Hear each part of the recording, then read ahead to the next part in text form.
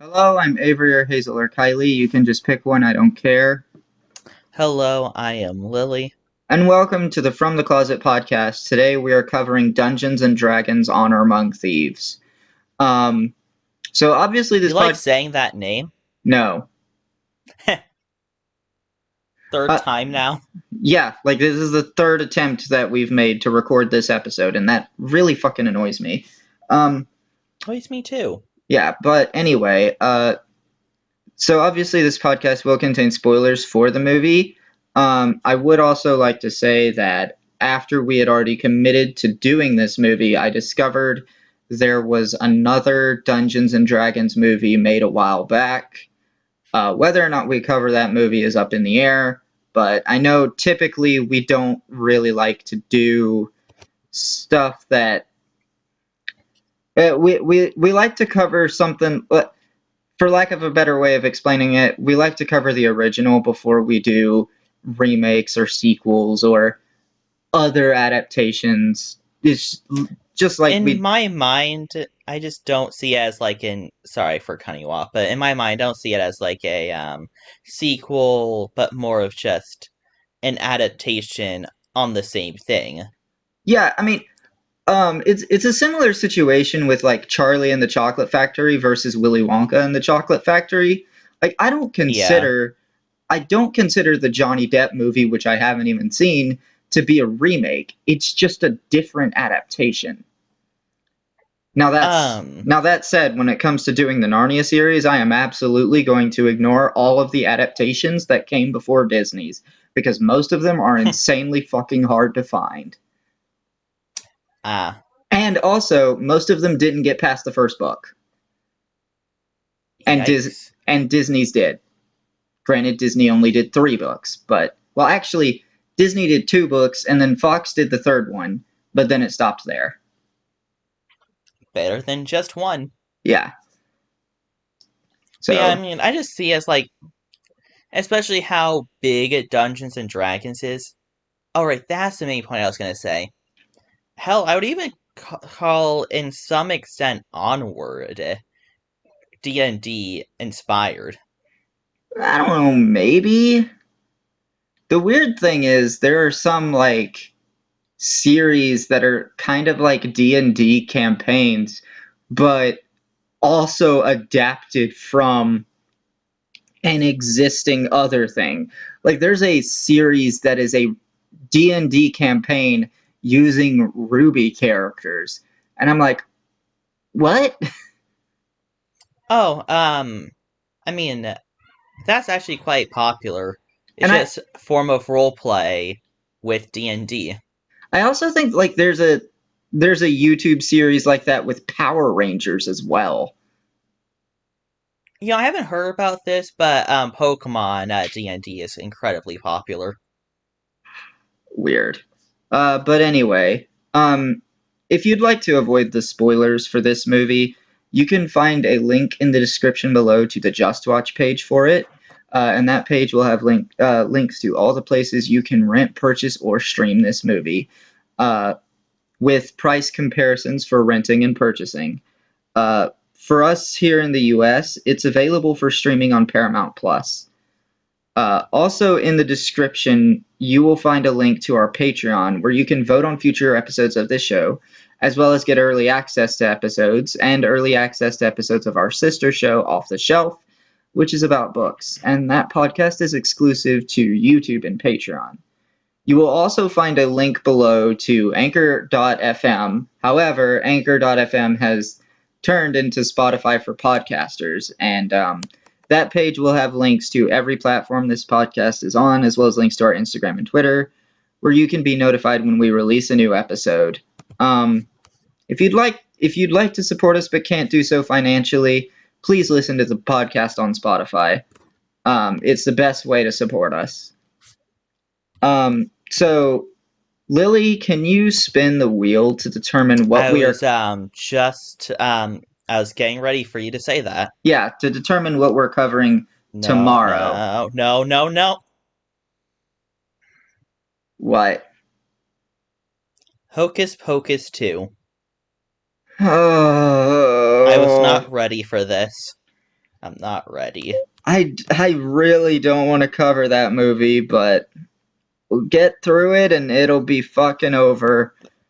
The gods have spoken, I guess. Dude, how have we not landed on Bolt yet? How how have we not landed on Toy Story 2? Shrek 2. Onward. I feel like Onward's been on the wheel since the fucking Oh beginning my of the god. podcast. Close. It was very close. Yeah, whatever. I guess we're doing Hocus Pocus 2 tomorrow. Christ almighty. And you can join us sometime next week for The Dragon Prince, season 1. At least that's actually good. Next week on Tuesday. Yeah. I mean, okay, so okay, I say at least that's actually good as if I already know Hocus Pocus 2 is bad, but I can't imagine it being good when the first one wasn't. I mean, I count the first one being okay to no, slightly above okay. Someone But it actually does make me wonder why did they feel that to make a sequel? yeah, just whatever. Um okay, so like we said, if you'd like to avoid spoilers for this movie, please get out because we're going to start talking about it now. All So, right. forewarning, I don't remember too much. Like I do remember this movie, but I probably have lost some little bit of the finer details because I watched it like a few days ago. Yeah. I mean, okay, what did you think of this movie though? Like overall? All right, we're back after a minor interruption and so back to what we were discussing. Lily, what did you think of this movie overall? Okay, sorry, it's just hard to get my feelings into actual words, but I'd have to say pretty enjoyable for the most part. Um, the world building was pretty good. I really did love the characters, and there's not really much to say other than it kind of did just feel like what you would find at a D&D campaign. Do you play D&D? I've tried to get into it. Yeah, I've found okay, someone tried to get me into one of those tabletop uh like RPG pen and paper style games, but Yeah. I don't think it was D&D. I can't remember what it was, but I didn't really enjoy it. Um I It's definitely an inquired taste. yeah, 'cause like one of the things I believe I've mentioned this to you before about why I don't like co-op video games. It's just that when I want to play a game, like when it comes to video games, I want to be able to play when I want to play and not have to rely on scheduling with other people. I mean, yeah, D&D is you have to plan with everyone, not to not to even understate what came before your character, your backstory, class, everything. See, You have to make I'm all of that up. I'm completely okay with like character creation, like even down to that extent. But I feel like I don't know. I mean, it's pretty long. Uh, Like, it, it's just another thing too. It's like you have to do all this scheduling stuff, and it's not even just with one person. It's with multiple people. and then of course, you have the dungeon master. This isn't a game. I mean, it's a game, but this isn't like a game that you buy at the store. Someone in your group has to make the story. Yeah, and it's just like it's just not my thing. So like to me, it led to me being less invested in this movie. That said, I did enjoy some aspects of it. Because you were saying, like, I definitely know you weren't bored. Because, you were complimenting it too much. Yeah, I mean, the action is pretty damn great. The comedy is also pretty damn great. I loved when they go to like start asking questions from the dead, and they completely fuck it up the first time, and they also just leave someone like reanimated completely behind without having finished asking him all the questions. That was the fourth question. Hey, guys, Yeah, like that shit is fucking hilarious. I love how they only did that once, and then it was just completely serious. Well, serious, and then, oh god, big up, dear. Okay, they're able to not mess it up again and again, while still being able to, gotta dig up another corpse, gotta dig up another corpse. Yeah, it's like I don't know, like it's a pretty funny scene, and it also accomplishes things in the story. So I really love that. That said, I think my favorite character out of the like group is probably Doris.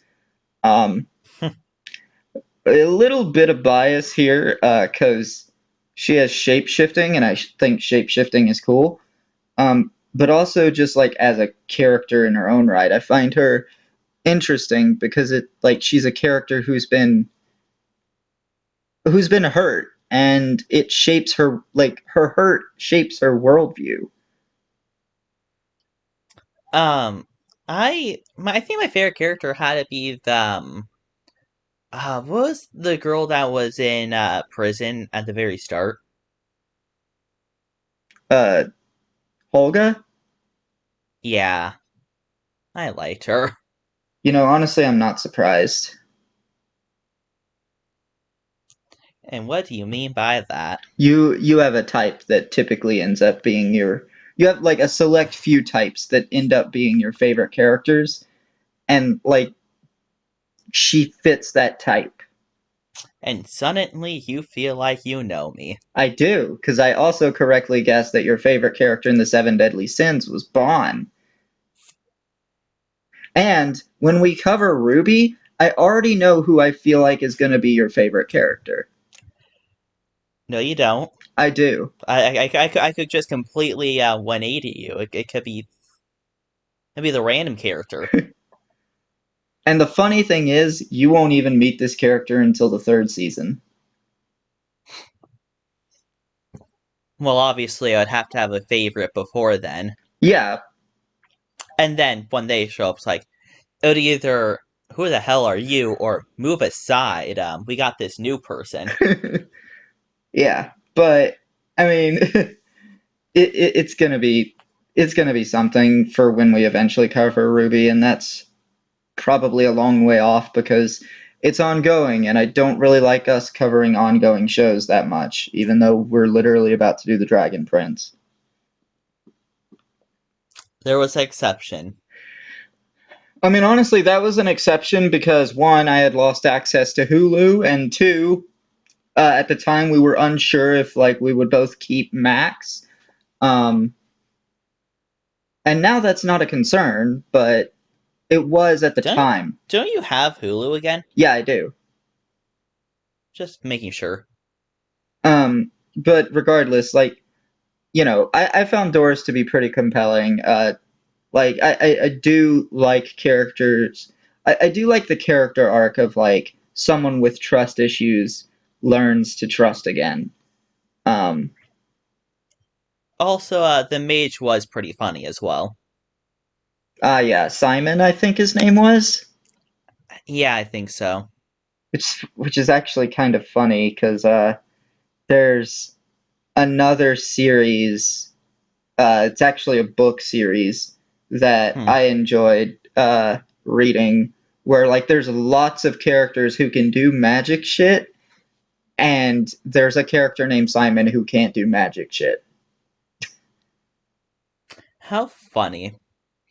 But I love Simon's plot character progression, where he literally just hits his grandfather or whatever, I think it was and he's like just great like, great grandfather.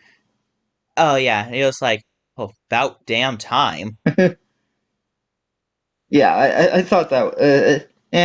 I was also like really um like I was rooting for the main character to like get his daughter back because I hate seeing children like blatantly manipulated like that. Yeah, that man was a dick. Yeah, and you know, for some But reason I can't even remember the main character's name. I fucking remember everybody else's name. Like I even remember his daughter's name. It's Kira. Um, oh yeah, and for some reason, my brain wants to say that the red wizard's name was Seraphine, but no, that was the antagonist in Beautiful Creatures. actually, um why does that name trigger something for me? I just said it. That was and like that was the main antagonist of Beautiful Creatures. Oh, right. I forgot I actually watched that. Sorry, I just completely forgot I actually watched that. Yeah, and I also wasn't surprised to learn that in that Macon was your favorite character. Okay, but that was just obvious. Yeah, He's the coolest person. Why do you think that wouldn't be my favorite character? look, you're just like always a fan of like the the type that's either like drunk. Actually, yeah, that's usually it. Just drunk.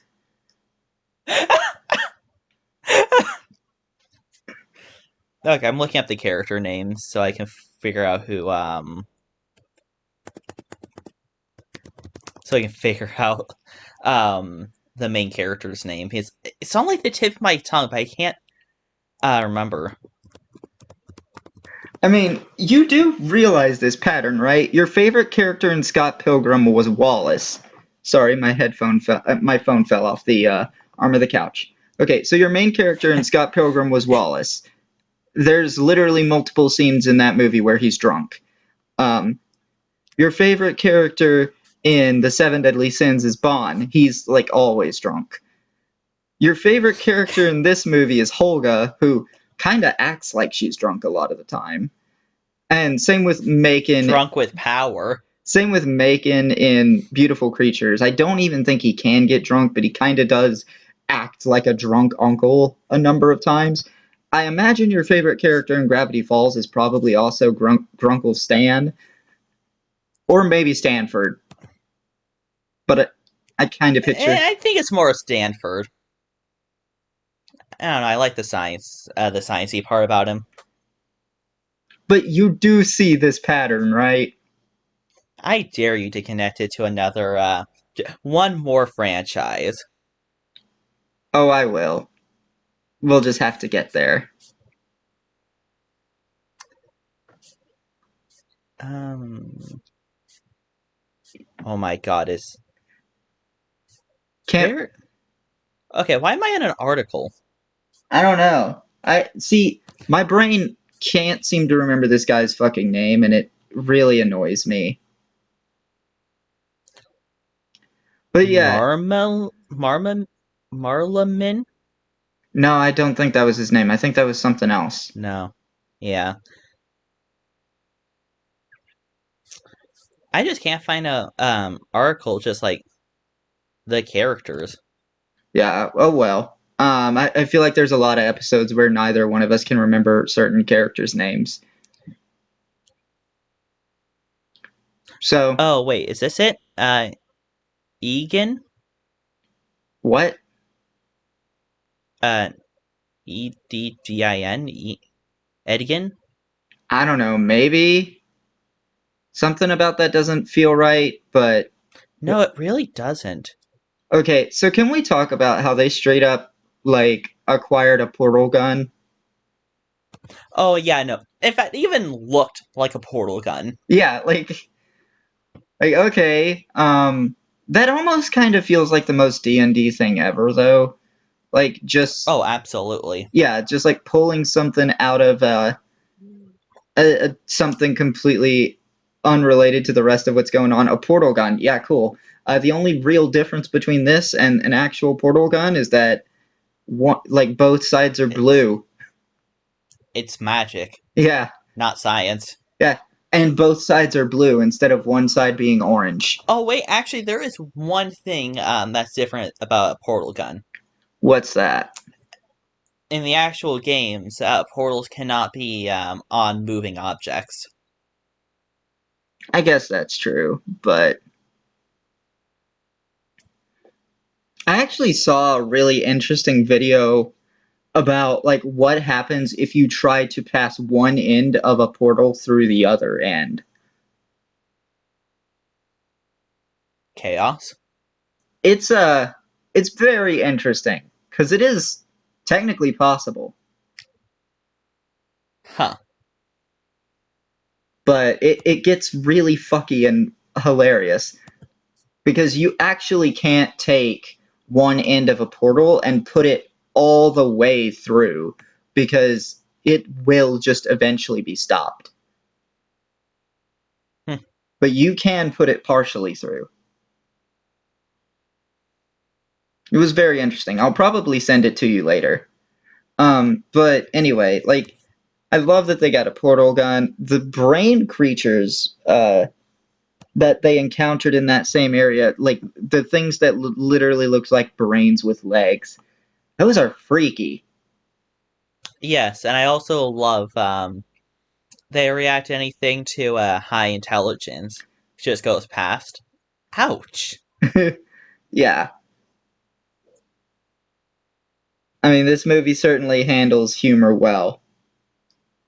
But it also balances it pretty well with all the serious stuff happening. Yeah. Um. Uh, I mean, you have red witches or mages or whatever planning on turning an entire village into their slave. mhm. The person that helped him get into power plans on ditching town and taking someone's daughter with them, which he's been lying since around actually not since birth, but like really young. Yeah. I also like until we got to the like part until near the end, when like all the climax stuff was going on, I had completely forgotten about Kira's pendant that makes her turn invisible. Oh yeah, It was that like, was in the backstory. yeah, like they established that like at the beginning of the movie, but I had just completely forgotten about it until like our main character's like, use your pendant. Use your pen. How are you going to use the pendant? It's just a pendant. Turns invisible. Also, What? they fucking reused a joke from the Lightning Thief adaptation. Because Remind me. so like, oh yeah, we'll communicate with these, and they're just like, this is a rock, and I mean, it's like this very much reminds me of that scene in the Lightning Thief adaptation where like Mr. Brunner hands Percy the pen sword, and he's like, take this. It's a powerful weapon. Only use it in times of severe distress. And then Percy's like, this is a pen. This is a pen. Wow. Okay, if I'm being honest, you know what that scene kind of reminded me of? What? The scene that you just talked about? Let's. Fucking SpongeBob. Because Why? all I can think of now is like, it's not a boulder, it's a rock. At what point does a rock become a boulder? I don't know. And now I'm reminded of like seeing something like seeing a meme of like a just a screenshot of like news, and it was something like a large boulder the size of a small boulder is blocking traffic. The Lar huge boulder the size of two large boulders, the size of two small boulders, the size of two tiny boulders are blocking the road. Very much like reminds me of that thing in Star versus the Forces of Evil. Oh Smallish, my god. medium to large dog. Yeah, it's Ah, just damn, I think my might bark. yeah, it may or may not bark. But yeah, I don't know. It's just that it reminded me of that. Also, just I don't know. There are some definitely enjoyable things here, but I'm trying to think what else to say here because, like, that, Hmm. like, when he gets like the main character gets his daughter back and they take off on that boat, they're gonna come back. Oh yeah. Like, it's not even a question. It's just like when the party's like, oh fine, we'll go back. And then, like, I also had a feeling that one character was going to die and that they would end up using the Tablet of Reawakening, I think is what it was called, on them instead of on the main character's wife. I'll be honest, I have I had no idea what was like I didn't predict it to that far. I just knew that that Tablet of Awakening was not going to be used on on his wife. Yeah, I mean, I didn't expect someone to die. I thought like through some shenanigans that's going to be lost, he has to use it, something. I honestly was actually kind of predicting that he would have to use it on his daughter. Um, because I thought she was going to be the one to die. Honestly, having Hilga die and then having a scene where it was just her and the daughter. I don't know. It's kind of like who, yeah, one may have actually birthed her, but who actually grew up with her? Yeah, like, who was actually her mom? And I guess, like the old saying goes, you never know what you have until it's gone, Mm-hmm. and then it's brought back to life again. Yeah. That's how the saying goes, right? Yeah, that's absolutely how the saying goes. Yeah, yeah. Don't worry, you can resurrect your loved ones with a tablet. Though that's a very dangerous journey, you might go to jail because of it. Yeah. I'm sorry, I just love that scene where it's like describing it, like how he got ended up in prison, but every like 5 minutes is like, so are you sure he's not coming? Yeah. Um, We can wait like 5 minutes. and one thing that did annoy me when when the main character and Holga first go to see like Forge and try to get his daughter back is like when he's literally sitting there apologizing to his daughter and explaining himself, she says something like, "You're acting like it's not your fault." And I'm like, dude, he's literally actively taking responsibility right now. What are you talking about? I mean, I actually thought she meant something like acting like it wasn't his fault for like something going wrong in the mission,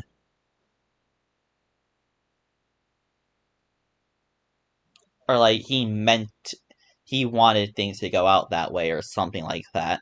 I don't know, probably just one of the many lies that this asshole gave him or gave her. Yeah, because I don't know. It's just to me it didn't make sense because I think like specifically he was saying stuff like I'm sorry, I took a risk. It didn't play out.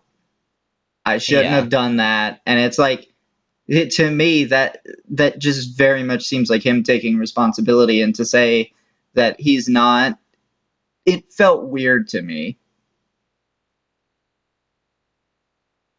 Definitely sounded out of place when I was watching it. But I was just like, that's something that's either going to come up later. I mean, technically, it did come up later with everything she's ever known since like 2 years. How long is he in prison? At least 1 or 2 years. Was a lie. Also, I find it kind of funny that man literally is like breaks out and like the dude, like dude, you could have stayed around like a minute or two Five. later, Yeah, like, and you would have found out that they had like granted you a pardon. I guess. I mean, that sob story was only as a distraction to stall. I didn't think they never actually thought of it actually working. Yeah, it. I don't know. To be fair, that is also a funny scene, so I guess it works. Oh yeah, no. I just love like, wait, we would have said yes. Yeah, it's like, what the hell, dude? And then I love that. What's his face? I've said his name multiple times. Forge, Forge. Uh, Like he tries to pull that same stunt at the end of the oh movie yeah. and fails miserably. I just love how there's just instead of a window now, there's just bricks. They Yeah, learned their lesson. yeah. But yeah, I don't know. As much as I enjoyed like some aspects of this movie, it doesn't wow me. I guess it, I I think it's I okay. understand how you feel. Yeah, Yeah. I think it's okay. I don't think I'm ever gonna watch it again. It's a shame, but okay, I guess I should ask this. Were you glad that you at least watched it once? I don't know. Like, because you do seem like you at least enjoyed yourself, which is a far cry from some other movies we've watched. Yeah, but it's like I don't know if I'd say I'm glad to have watched it. I feel like okay, so I feel like if for someone listening out there, if you're a D&D fan, I imagine you are probably going to enjoy this movie. Um, as someone who's not into D&D, it didn't do that much for me. Okay, but can I also talk about that? So while they were in the Coliseum, I was while they were opening chests, I was literally like, "Oh, is one of them gonna be a mimic?" Right when the mimic showed up. Yeah, like I honestly was not surprised at all by that. I mean, I'm just happy that a mimic showed up. It's like, it's not D&D without a mimic. But yeah, I don't really have much more to say to you. Oh, no, not really. I mean, well, no, then I can't actually remember the music. I think it was pretty good. I didn't really pay attention to the music at all. Costume design was good. Was the main character a paladin? I forgot. No, a bard. Yeah, that's because he had that instrument. I think it's a He lute. was pretty good. I He think was pretty good at it with it. yeah, I think the name of the instrument is I think it's called a lute. But no, if we have nothing else to say, there's no need to drag it on. Yeah. Critic rating time. Yep. IMDb gives this a 7.3 out of 10. Rotten Tomatoes gives it a 90%, and 80% of Google users like this movie. Hmm. I'll give this a 7.8. Too much water? Yeah, and there's actually water in this movie, so it's warranted. um, fuck, I actually didn't even think about it, but 8.4. All right. So I guess join us tomorrow for Hocus Pocus 2. Ugh. And next week for the Dragon Prince Season 1. Couldn't tell you what we're doing next Monday. You'll have to find out tomorrow. But with all that being said, I've been Avery, that's been Lily, and we will be seeing you.